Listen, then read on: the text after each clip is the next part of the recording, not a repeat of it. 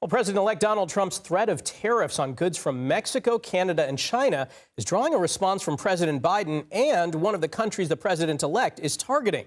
For more, let's bring in CBS News senior White House correspondent Weijia Jiang. Weijia, thanks for joining us. First off, what did President Biden have to say about the Trump proposal? Great to be with you, Michael. So President Biden has long criticized President-elect Trump's tendency to shy away from building stronger ties with allies. In fact, his previous foreign policy stance was focused on an America first idea. And President Biden has said that is really an isolationist view and that he should instead try to build those relationships, especially with allies in North America. President Biden spoke from Nantucket, where he is spending the Thanksgiving holiday with his family. Let's take a listen.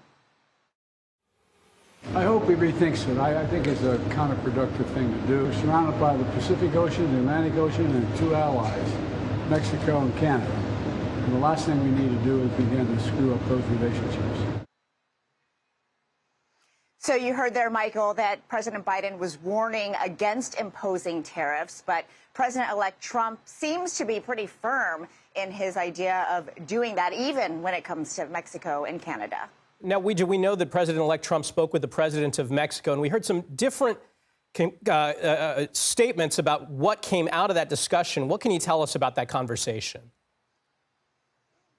So this happened on Wednesday, just a few days after Trump threatened to impose a 25% tariff on all Mexican goods unless Mexico agreed to stop the flow of drugs and migrants into the country. And he went on social media and basically declared a victory and said that Mexico has agreed to stop migration through the country, to effectively close the southern border effective immediately. Well, that prompted the Mexican president, Claudia Sheinbaum, to post herself and say that even though the country is successful in a new strategy to stop caravans moving through to the southern border, she reiterated that she was not going to close the borders, that Mexico was about building bridges and relationships between people. She also answered reporters' questions yesterday, Michael, and was even more explicit and said, I know everyone has a different way of communicating, but I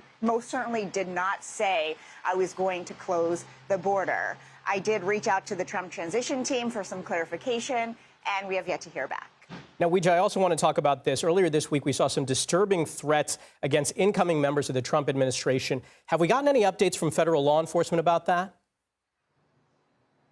So the FBI continues to investigate, Michael, and so far we don't have a lot of details about who's responsible, if all of this was coordinated. But what's interesting is yesterday, all 5 members of the House from the state of Connecticut, along with Senator Chris Murphy, also received bomb threats. And so, law enforcement is also looking into that. We don't know if all of this is connected, but it is notable that in those cases, all the lawmakers were Democrats, compared to, of course, the Trump picks and appointees for his potential if they are confirmed, all of those are, of course, Republicans. And so it's hard to say, Michael, if the same person is behind this, if it's a group, but certainly a lot of pretty scary threats for various different people and lawmakers.